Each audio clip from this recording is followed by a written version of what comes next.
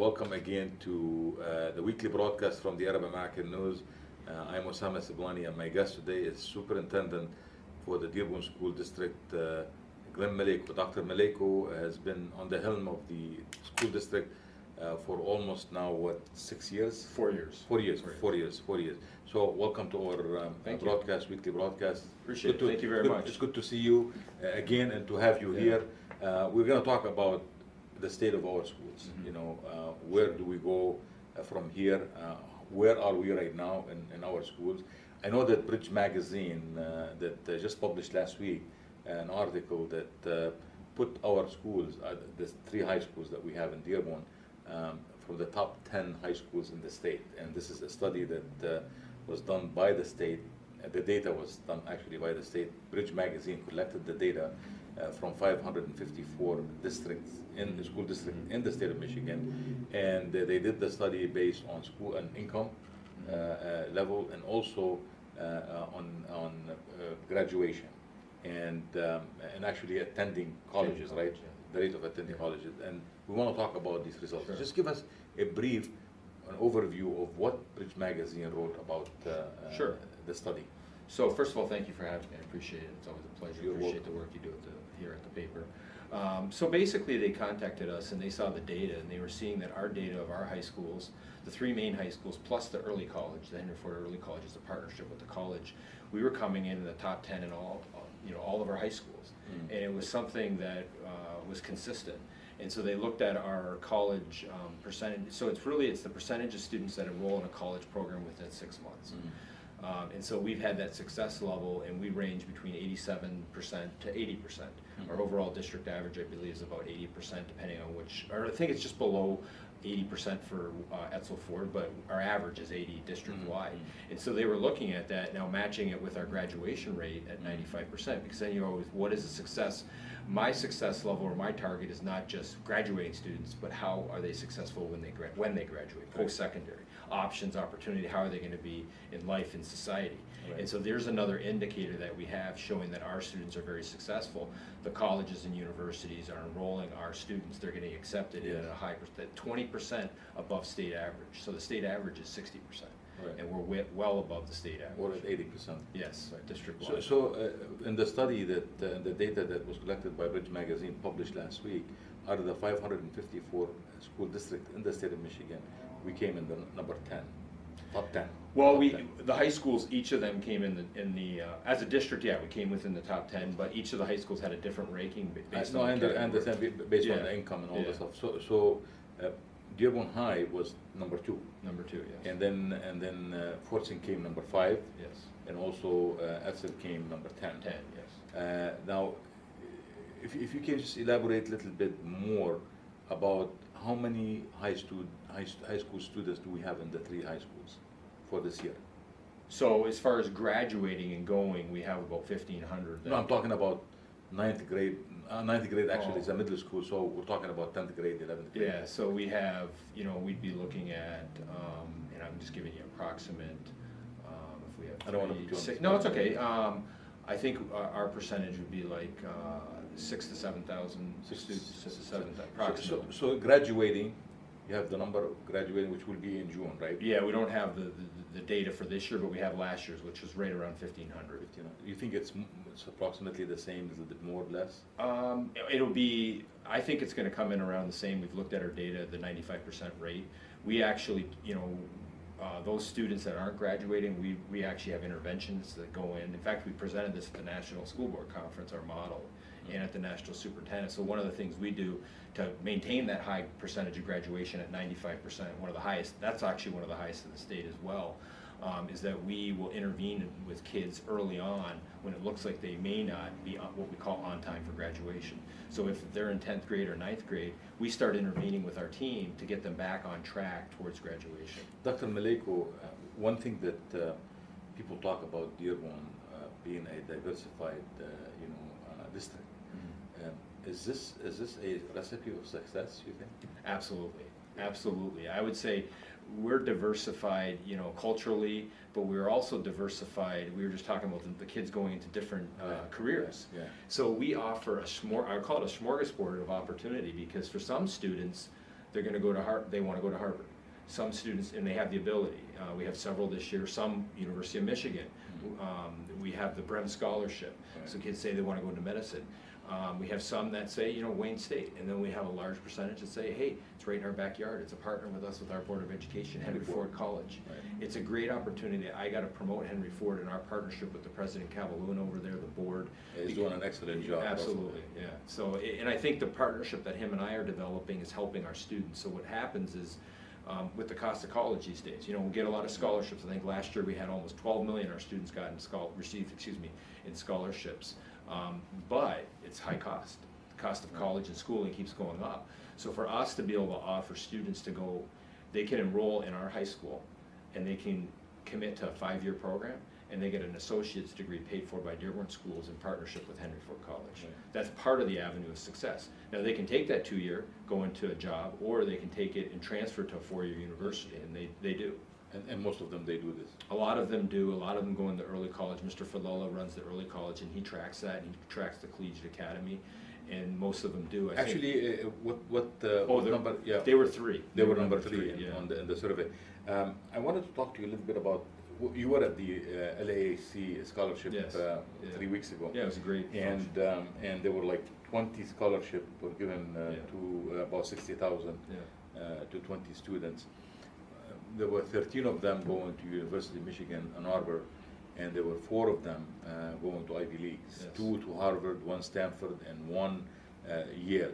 What really surprised me in this is the diversity in specialties and fields that they're going. I mean, I was reading some of the, you know, like neuroscience, you know, space engineering. Sure.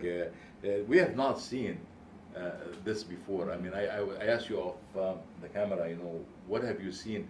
Have you seen this evolve in our school, like more students going into fields that they're not really the regular field, like not medicine, not law, and not engineering. These are the in the Arab community at least. Sure, they're not the These are the 3 majors that are. But some of those majors in here that I have looked at, they're incredible. I mean, that they are. I've never. I don't even know how to say some of them. You know, like seriously. I mean, it's just. Did that surprise you at all?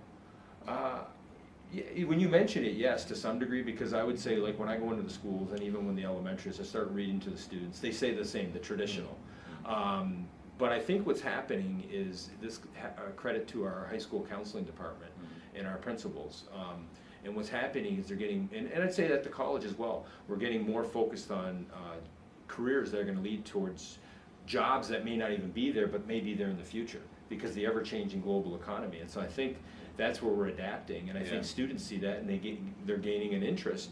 You know, it goes back to, you know, they also have mentors, and they have interest, and they get role models. Here's a student going to environmental engineering. Sure, you know, I've heard environmental, That's something that, you know, like, I mean, it's not something new, but I was surprised that some of the students, not any student, that's a student going to University of Michigan, Ann Arbor, going for environmental engineering, and also neuroscience,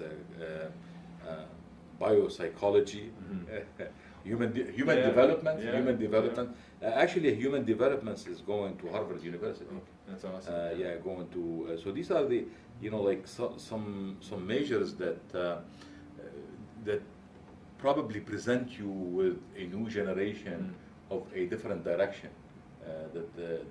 Have you seen this evolving in? I have, and I think part of it is our whole focus on what we call STEM or STEAM, science, technology, engineering. A for the arts. We have the arts fair coming up in Dearborn next, and then mathematics. So I think what's happened is we've started this. You know, the state has focused the national, and we have programs that have been implemented where there's more of a focus on the sciences and the math. And I think that has, you know, students, I see it in the elementary, we're running this. You know, I was at Salina and they're running the STEAM program. Well, kids are interested at a younger age, just like they would at a younger age and want to be a lawyer or a doctor. Well, if they gain that interest, you know, younger, and you start, I think the other issue is the expectations. So when I'm going into schools, and it's not just me, it's our whole staff of 2,800, the expectation is, look, I tell them in 3rd grade and 2nd grade, you know, are you going to graduate? Yes. Not only graduating, but we need you into post-secondary. It's not too early to start thinking. So it's the expectation of the community, of our teachers, of our staff, that we need these students going into these career paths Right. that are going to allow them to be successful in life. Do you consult with them? Do you counsel them on which direction they should go, or they pick and they choose and with their family, then they go on their own? Or do No, you have there's counselors? counselors, yeah, the Counselors. counselors, yeah, and I think a lot of it has been directed to those Now, different and I know areas in that the I know that you have academies. been yourself to several conferences representing the district, Mhm. and some of those conferences you spoke at, Yes, and you have been in contact with other superintendents in other states. correct. What do you see in other states that could be implemented in here that could help our students? Well, the That one- we're not doing, we should be doing. Well, the one thing that I see, and, well, there's a couple of things I'd say. One is, I'm seeing it pop up, and I went to Nashville last year. Majid Philol asked me, and he and Malkadra, the principal, said, look, we Mhm. gotta look at this career academies model. Okay. And so I've seen that in Nashville, I see it in other parts of the country. I saw it in Philadelphia when we were at the national conference this year, Mhm. the National School Board, we were with trustees, and I always try to go on a school visit. So when I'm there, the first day is usually a pre-conference, I try to do the school visit. I've been to in Denver a couple of years ago. It gives you a different perspective, but that's the area where I see. And I think that's why you're getting these students, because Fordson has taken the lead with this, and Dearborn High and Etzel are going to be following the lead. Mhm. And then we obviously have our Michael Berry Career Center, but they're getting more focused on careers. So that they call it academies, where the students starting at 9th grade and 10th, they start getting more focused to a specific career path. And that's one thing that I'm seeing heavily, and I think pop up nationally along with the Now we have this program in Fordson. Fordson, yes. Yeah, but we started don't have it pushing- in Dearborn Heights. we're looking to move it into those two. Those principals went to the training this year, so we're looking, Fordson's been our pilot, and they're starting with it, and we're looking to expand it into the other two high schools to give those students. And what I see is the motivation of students. So, like you see, so obviously they were motivated to go Right. into those. And Right. so what we're finding nationally is that the students that that get more of a career orientation early on, they're more self-motivated. And I can tell you from speaking to students, so when I go to the school visits, I'm able to talk to the students in these areas. And that's been very positive. And Ford, too, has been a partner. Ford Next Generation Learning and the Sciences is also a partner with our early college, and they've been helpful. How do you see the support of the community to the school district? Do you see more involvement from the parents as the new generation parents are coming out right now? I'm talking about second, Yeah, third sure. generation of immigrants. Sure, sure. I would just tell you in general, so first of all, I feel a lot of support. So for example, with whether it be a bond or something, everyone's supporting the schools. If something's going on, I've been in Dearborn, I've been 4 years as superintendent, but 24 years in the district. Mhm. And part of the reasons I love working here is because of the support by the community. The one thing I would tell you, and this is just traditional, you tend to get more parent involvement at the elementary. You get a little more in the middle, and it kind of drops off, and that's just kind of what happens. But we've been doing In things the to high try- school, you don't see a lot of. You don't see as much, but you still see it, and we Why still promote why it. that? Because I you just see think that as the at that kids get time, old, yeah. at that level, they're on their own and all this Yeah. stuff. Is that what it is? I think it is, and I think it's just the age. But having said that, we haven't stopped involving parents. We still have lots of programs like the PTA and others to get the parents into schools. I think, like for example, when I was at a PTA chatting event where I would talk to the parents, it was packed in the it was a good showing in the auditorium. I want to congratulate you on a recent award that you received, the Superintendent of the Year, right? Yes, yeah, thank you for the state of Michigan, yeah, thank you. So tell me a little bit about that. I think it's the same one that that your predecessor Yes. had, right? Yeah, it was very emotional because when I found out I was winning the award, they came to the board meeting in November, and it was actually supposed to be a surprise, but they told my wife, and she told me, she spilled the beans, so she got in trouble a little bit, but she couldn't help herself. But Beth Whiston, Brian, former superintendent, who played Brian, she came to that board meeting, and her daughter, and it was 5 years to the exact day that Brian received it. I was there with him. I actually helped lead some of his application, and then it was really nice because I got to address all the superintendents from across the state, the 554 at the And is this Renaissance. based on what? So What it's do they based on, base the award on? there's several categories. It's a very intensive process. So what happens is, you have to have a nomination from your community. So it was administrators and community and board members that nominated me. And then what happens is they have to submit the application, and then what happens is they also there's videos that have to be added, and there's categories that you have to show how you've had an impact on, whether it be students in the community, accelerating education, communication is one heavily that we're involved with, social media and other things. So they have several categories, and then what they do is they have a panel. They have members of the State Board of Education, they have superintendents from across the state, I think they have the Teacher of the Year, they have PTA, they all sit on this panel, and they review all the documents from all the superintendents that were nominated, and then they make a selection. And so well, congratulations, yeah, thank you. and I have to mention it again because it's it, such an important award, because we have 554 public school districts in the state of Michigan, and they chose the superintendent of Dearborn Public School to give him the award. So congratulations again. I want to talk to you a little bit about the coming up millage and the renewal. The infrastructure, it's called the infrastructure renewal millage. I don't know if this is going to be the official bond. I don't know if this is going to be the official name. Do we have an official name on it? We don't yet, until it's... So this is expected to be on the ballot this November. Even though we don't have an election, this will be the only thing, perhaps on the ballot in Dearborn. Tell me a little bit about this. I was involved in it because I was included in the committee that studied the infrastructure proposal. Tell us a little bit briefly about what is this proposal is all about. So there are a couple things. One is, over the last 2 years we've been dealing with the overcapacity at the high school, student enrollment. The second, so that's the first thing, is making sure we have enough space in the high schools for our students. The second thing is the infrastructure. We have 9 buildings that are approaching 100 years old. We were at the Salina 100-year anniversary. So as buildings they're beautiful, but as they get old, you have to replenish them and upgrade. And there's a point where, you can only, it's just like a car or your own house when you're putting in the budget. Sometimes you got to kind of scratch it and come up with something new, because eventually the wear and tear. Yeah. And a repair costs more than... It does, yeah. And I think what happened too is, we all hit the tough economic time in 2009, 10.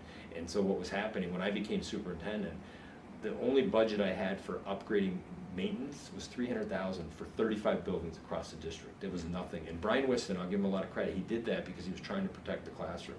But eventually it catches up with you. And so we're at a point where we need to both add space and options for our high school students.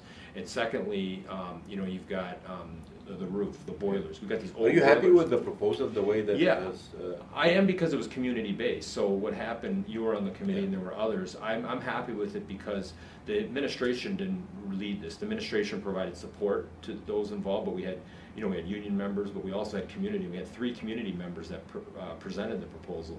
And my understanding is they really spent a lot of time and they were very thoughtful. And the ones that were on the committee, some of them talked to me and they said, they changed their mind once they saw the data. Because I think the general public, they don't have an understanding of all the things in the school. They also had a tour.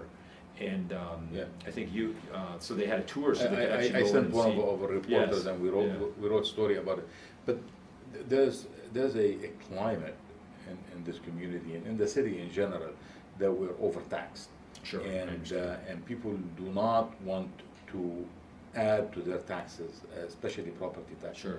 There's a discussion now underway with the mayor and the city council, and many people are going to the city council meetings and complaining about that how high the taxes are. I heard that. So people, how do you address these people? How do you say to these people that this is not an increase in taxes? This is actually sustaining the same bond that we've had before, the same millage.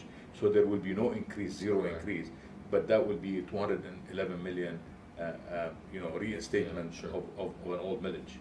So what we did is we started planning for this several years ago. We actually refinanced some of the old bond debt going back like 4 years.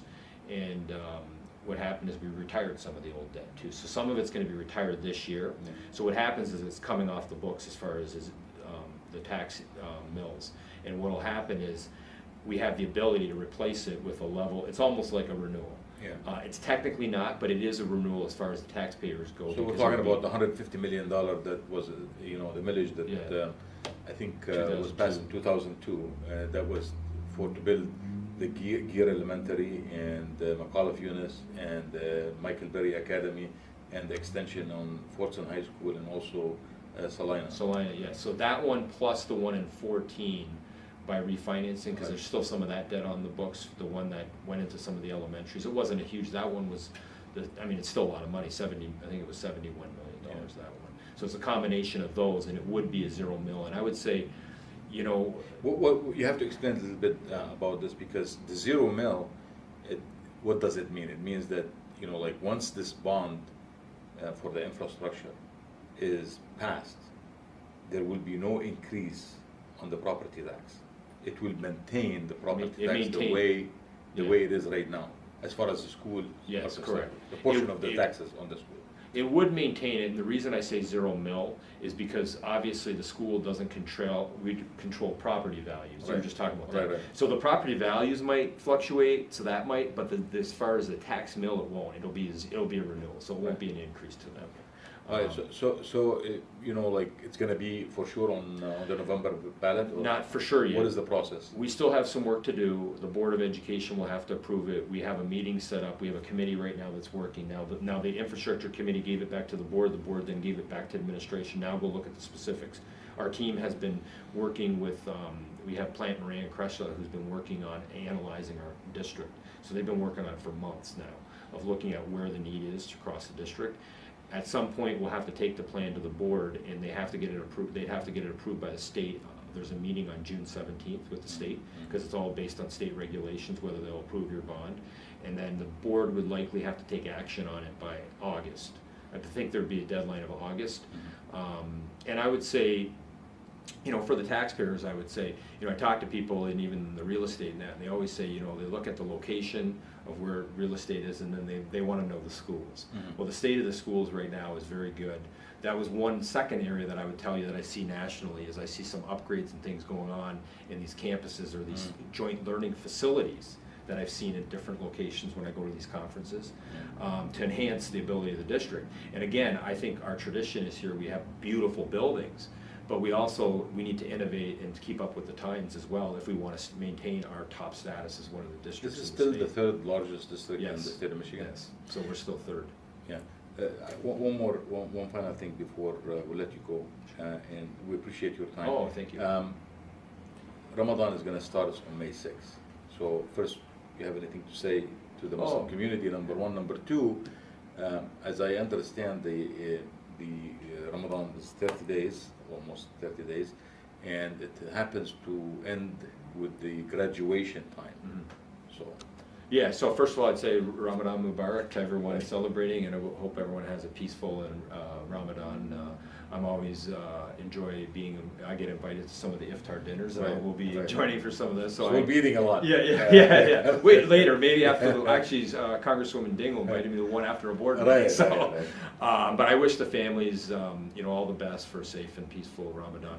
I think with the graduation, you know, I think the first graduation is going to be within Ramadan. I think it's 6, 7, and 8. Yeah, so what we did is years ago, that's why we changed the times. We used to, I don't know if you recall this, but we used to have a couple of graduations on Saturday and then be out in the sun. And so we deliberately went to the evenings so that it wouldn't, you know, to be that more hot. And I've had some people say, well, the problem with changing it is, you know, you set these dates and you have family coming in, and it's just the time of the school year. It's just that's the week when the seniors are off. And we actually did, so we used to, on the Saturday, now we have Fortson on the Thursday night. So that, you know, the only problem that we always have, and this is, you know, for our principals are always nervous because we've always chose to have them on the field, is we're always worried about the weather. So I think our students do well overall. I know with Ramadan it makes it tough. A lot of our students have adapted, I've seen, based on what they tell me, is, you know, with sports and other things, and they tend to... Are you on target as far as school days off? Yes. You've done... We are, okay, so I was in Lansing with superintendents, and some superintendents are not, and they're worried, and they're talking to Lansing right now, they want them to change. They extend the school year? Some of them are going, it's creating a lot of chaos in other districts, so, you know, I always tell students is when they keep getting on my social media saying close schools, it's fine, but do they want to come back for longer in June, especially when they have vacation and other things? When it's so we don't have air conditioning. Exactly, and we were lucky. So you're on target? we're 6, we're allowed 6, we only use 6. Yeah. You can apply for a waiver, but We we're hope good. that it doesn't Yeah. snow Yeah, in May. yeah. That's it. Although the students are still calling for it, it's funny, right? They still ask for it. Well, thank you very much. Thank you, I Dr. appreciate Maleyko. it. Really Thank you so much. appreciate your Sublime. time. Thank you. Thank you, and we will be seeing you sometimes next week.